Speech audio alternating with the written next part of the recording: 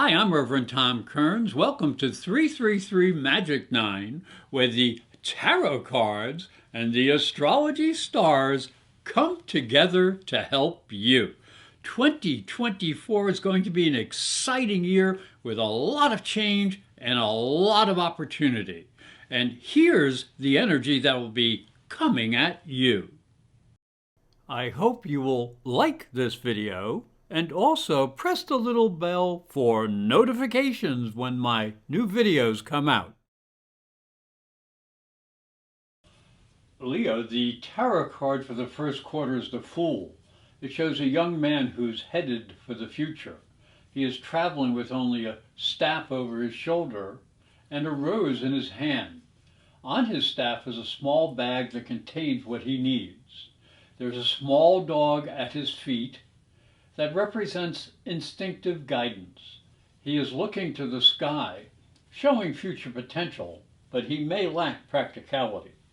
Now, as we look down into the astrology, January begins with a warning because there are squares from Mercury and Venus to Saturn and Neptune, and these can bring confusion with pleasure and creative projects, so be careful. Uranus goes direct on the 27th in the 10th house of your chart, so evaluate your future career goals and potentials. And the Sun conjuncts Pluto in Aquarius on the 20th in your 7th house, and this can expose secret agendas that may be frustrating business or personal relationships. February starts nice, but gets a little bumpy as Mars conjuncts Pluto on the 14th. Now, this is important because it means that you're going to have to respect your partners and keep your passions under control, especially if there's any work in the mix here. So on the 22nd through the 25th, it may find you seeking opportunities but running into stubborn people. And as we move into March, that starts with a bang, as Venus will square Uranus in your 10th house. So do not be too willful in career situations. And Mars will also follow this with a square to Uranus, and that can expose erratic partners or erratic career situations. Now, Neptune in Pisces in your 8th house can bring intimate feelings and sharing, but you must know your deepest feelings. The tarot card for the second quarter is the Knight of Cups. It shows a man in armor seated upon a white horse, extending a cup before him. His helmet signifies imagination, and water is behind him. He suggests inspiration, creativity, and emotion. You may receive an offer that has a positive emotional impact and may have to do with love and romance. Now, as we look at the beginning of April, we see that there will be a total solar eclipse and Mercury going retrograde up in your 9th house. Now, this can bring a lot of changes in your understanding and also in educational challenges. Don't allow manipulation to occur, as Venus and Mars will conjunct Neptune in the 8th house. And powerful career changes come when Jupiter conjuncts Uranus up in your 10th house, and the Sun will also square Pluto over the 20th. So you have to be in control of yourself in relationships and with business dealings. As we move to May, Mars in the 9th house will energize your ambitions, and especially around the 1st. But Pluto in the 7th house warns you to respect your partner's needs. The Sun and Venus conjunct Uranus in the 10th house So do be a little bit careful in career situations, because Mercury will also conjunct Uranus, and that can make you think you're smarter than everybody else. And Jupiter, now in the 11th house, will expose false friends. Moving into June, it starts with messages flying all over the place. So this may become challenging when difficult energies will move over and affect your 11th house, and that's the house of associates and friends. Saturn will turn retrograde at the end of the month in your 8th house, and that demands you respect the desires and needs of others. The tarot card for the third quarter is the Death card. It suggests the ever-changing cycles of nature with endings becoming new beginnings.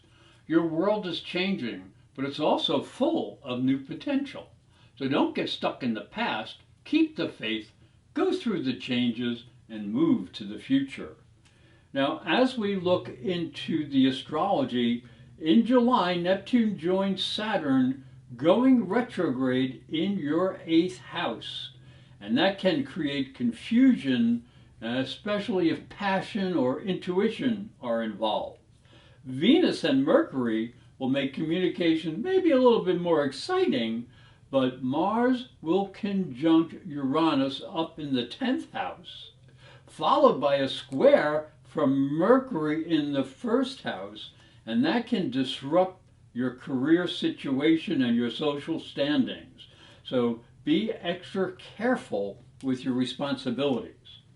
As we move to August, Mercury retrograde in your 2nd house can disrupt money and budget issues, so spend wisely.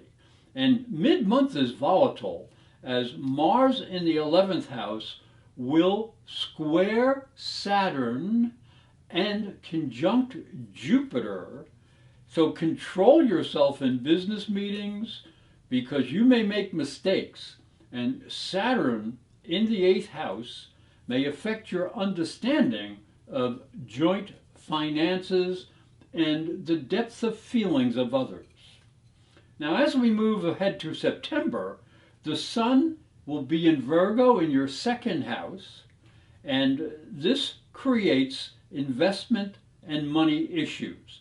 Be especially aware around the lunar eclipse, which will be in the 8th house, and that will be on the 18th, and that can upset your partner's passions and budget.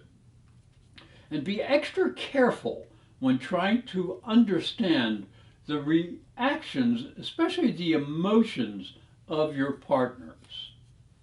The tarot card for the 4th quarter is the Four of Wands. This is one of the happiest cards in the tarot deck. It combines the energy of the Four, which represents positive energy on the material plane, with the Wands, which represent happiness and expression. This suggests a good time for success in material and spiritual concerns. There may even be a romance or a marriage occurring. So as we look into the 4th quarter, in October, Jupiter will go retrograde in your 11th house, causing you to rethink your social networks and your networking possibilities. Pluto will go direct in the 6th house, and that will help you understand your work responsibilities and what you need to do to get ahead.